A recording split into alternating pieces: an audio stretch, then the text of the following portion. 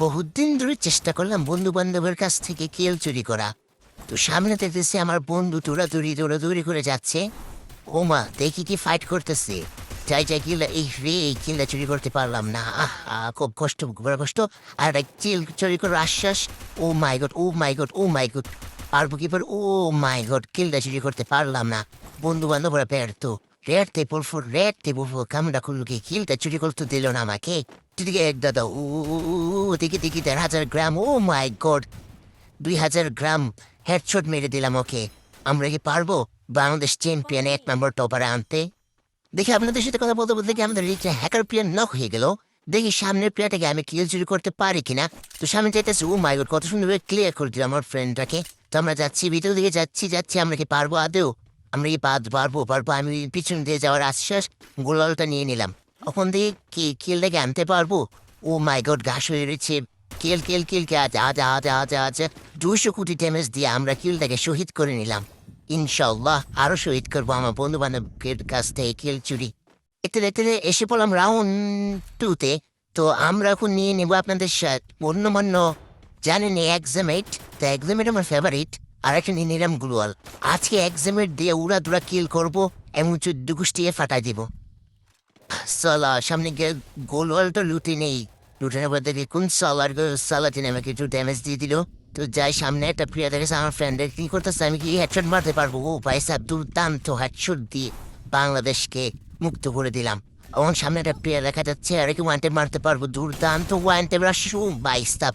এমন one tap কোনো বড় বড় ইউটিউবাররা মারতে পারে না, আমি যে ওয়ান টেপ মারি। তো সামনে দেখে আমার দুই প্লেয়ার নক হয়ে পড়ে রয়েছে।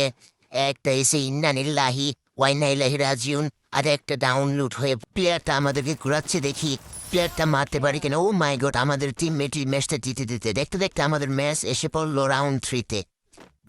আমরা 10,000 বছর ধরে ঘোরাঘুরি করতেছি, দেখতেছি না একটা এনিমিও। কিভাবে পারবো আমার বন্ধু বান্ধব কিল চুরি করতে? ও মাই গড, সামনে একটা প্লেয়ার হেডশট মেরে আমরা কিলটাকে কনফার্ম করে দিলাম। ও মাই গড, আমার বালপকামের কারণে আমি এখানে মারা খেয়ে যাই। আমার টিমমেট এসে মেরে দেয়। এখন আমার টিমমেট এসে রিভাইভ করে দেয়।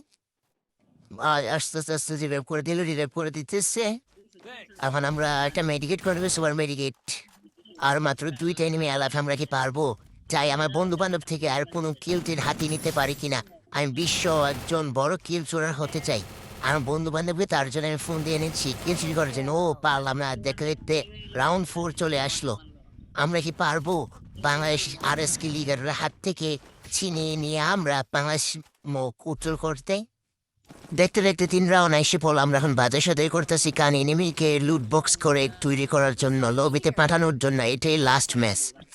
রাউন্ডে বললাম রেড টেবিল 4-কে তুমি হেজ করতে পারো তোমাদের পাশে এবং ইউআই, আর আমার কিল আমি করবো। তার জন্য একটাকে কানে ঠাপ কোনো মেরে দিলাম।